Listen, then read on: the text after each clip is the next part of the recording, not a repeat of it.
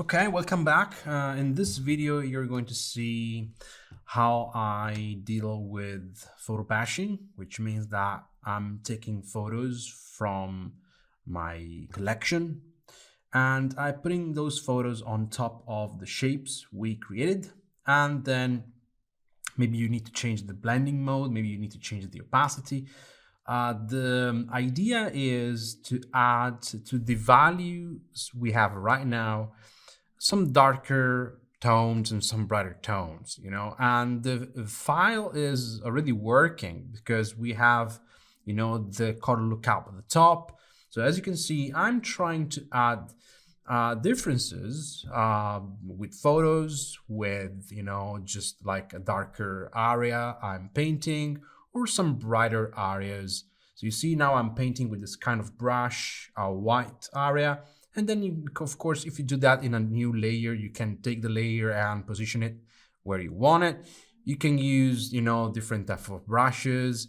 A good idea is to paint every time in a new layer so you can then deal with that content, once a time. For example, here I painted like a texture of rock on front of, the left mountain, and then I distorted in the right way. I mean, this could be a very long process, okay, and you can do that for each part of your image, every single let's say value, every single layer, every single shape you have. Sometimes, like in this case, you see the image is not big enough, so what I've done is I made a new layer on top.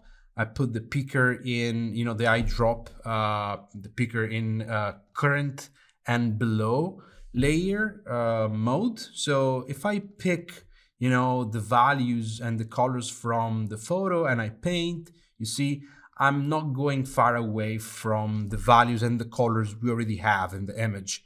And that's great because in a matter of, a few minutes, you can just have continuity, you see. And it doesn't matter if, the work is not perfect. We're going to, improve this later on in the next video, in the next phase, but at least we have a base, at least we have something. All right. And another thing you can do is you see, if you see something like that you like, I don't know, this kind of small amount of snow, you can pick the color and keep painting, especially on the border, especially where the geometry changed and there's like a curve, so you get this idea of border, this idea of the geometry which is ending there.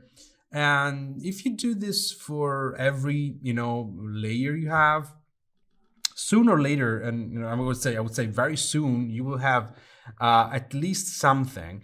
Remember that even with this type of work, you need to put photos in perspective. And so, the way you place photos on top of your flat color layers does matter. And then if you want, you can go on top, make new layers and painting, with the same colors you have to add details. And, this is not easy, all right?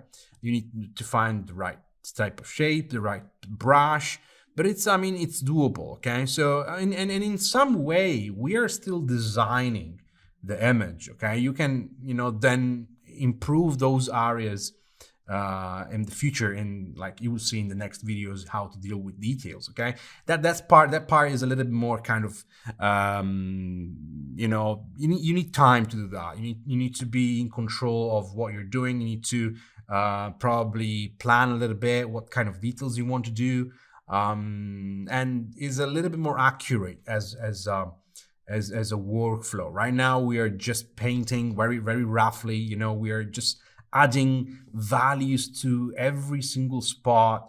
And of course you can choose if you want to add brighter values or darker values, but anyway, the value you're painting, like in here I'm painting some lines, those lines are slightly brighter than the values which are behind those lines. So it's if you do like this, it's going to be very easy to add any sort of detail, okay?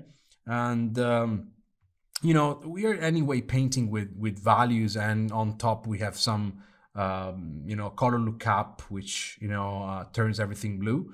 If you paint on top, like I'm doing right now, you should paint with a color, a little bit of color, of course, but you can pick from close by areas, and that would be so easy. Again, here, every time you do something, every time you use a brush to do some add some details, don't keep them if you don't like them. Okay, it's a sort of trial and error, and if you like them, you can go on.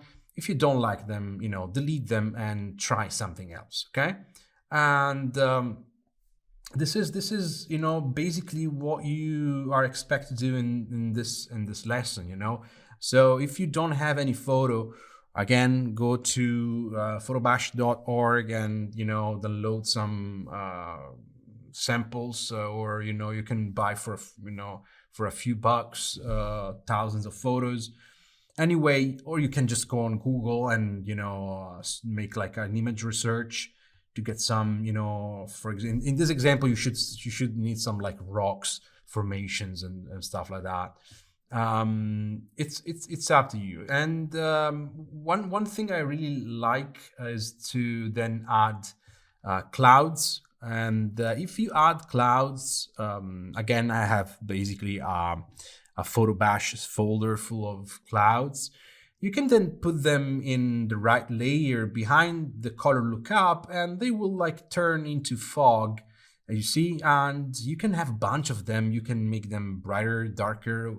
And they really add depth to the image in basically no time. So it's just a matter of drag and dropping images of clouds in the canvas, changing the brightness of them, or just putting them under the color lookup. You see, one thing you can do to improve, you see, the result is to pick one light direction. Let's say that in this file here, I think the light is coming from the left, and so I'm just basically flipping the clouds in order to have the same light direction. And then you can just get basically some funny time, because you can just keep dragging and dropping photos of clouds on top of your image, and think about, it's like more about design than the final aspect. Remember that when you have something like far away, it becomes darker, and just before becoming of the color of the horizon. So you see, in this really, like, this cloud, which is really far away, is a little bit darker than the one like close to us. And so just try to add layers over layers in a way that you cannot see the single layers, I would say. Okay, so if you manage correctly the brightness of everything you put inside the image, so in, like, let's say this in another way, if you pick the right brightness or darkness, then they will look like they are blended in the scene, and that's good. If you want, instead of like putting clouds, you can even select the silhouette of a cloud and then paint with a single color, and then maybe, I don't know, playing with the blending modes. I needed like a shadow on top of that cloud, so I changed and I put that color a little bit slightly bluish, and then I put it there on the top, just to have this darker area. This is what you can do. And so please, now play with photo bashing, play with photos, put them on top of layers, attach them to the layers, and go down with the opacity just to add details. And then if you want, play with clouds and give more depth to the image itself.